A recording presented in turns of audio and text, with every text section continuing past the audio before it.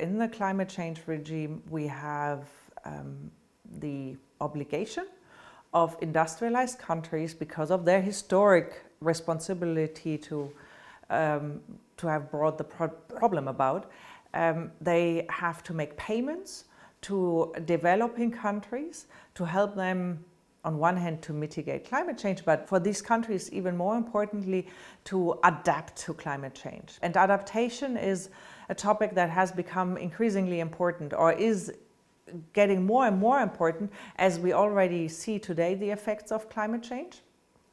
And it is clear that mitigation, whatever we do, will not solve the problem fast enough for some countries to have very serious adverse effects. And that we have adaptation payments. Inadequate, complicated, not enough, insufficient, but it is there. Now, since only very recently, in the last 2 years, a new topic has emerged in the UN Framework Convention, and that is the topic of loss and damage. And that takes adaptation a step further.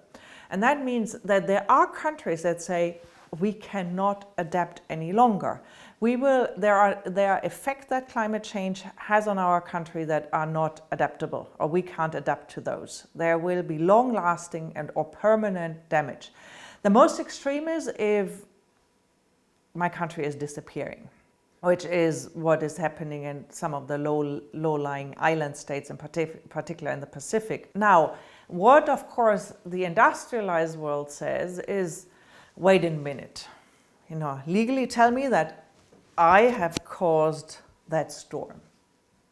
Tell me that my emissions from Massachusetts in 1890 were responsible for your flooding there. Absolutely the same arguments would apply to geoengineering, damages that come from geoengineering experiments, pilots, trials, or full-scale implementation.